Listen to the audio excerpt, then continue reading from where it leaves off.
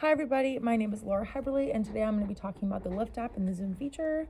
So the Lyft app, it can be on your phone or on the computer. It's a mobile app, though for today it's on my phone. And it is intended for individuals to use for requesting, paying, and receiving a ride for transportation services from one location to another. You can book a ride on the spot if you need to go somewhere immediately, or you can book it in advance. Now, I wanted to talk about the Zoom app. This is the normal feature without any accessibility features. And I will say the two things I think should be added to the app to help make it more accessible is a reverse contrast setting and a zoom in feature. When you go to settings, the only accessibility features that we have, there's my name, my info. They have a wheelchair access, and all they have is dark mode, which not everyone uses this type of reverse contrast setting. The second one is having a zoom in feature on this app. So say if the individual using this, they may not like the features on the iPhone accessibility.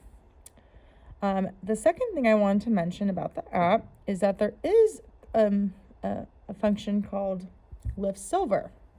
Now, Lyft Silver is typically used for like the elderly age group, but it is also accessible in a way for low vision users and people who are cognitively delayed. And what I'm going to do now is I'm going to turn it on, use Lyft Silver, turn on, and here it shows a more concise version. It's more simplified, and it has enlarged text. It also is pretty straight to the point when you need a ride as soon as possible or later. And then it also has saved locations here at the bottom. I do like that it is more enlarged.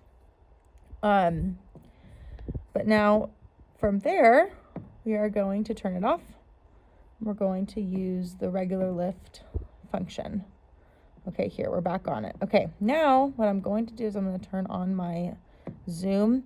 And today I turned on my Zoom feature, and I'm also going to be using my Zoom window, which is a magnifying glass that you can move around the screen. I'm using the white toolbar to move it around. And from there, we're going to go into our app.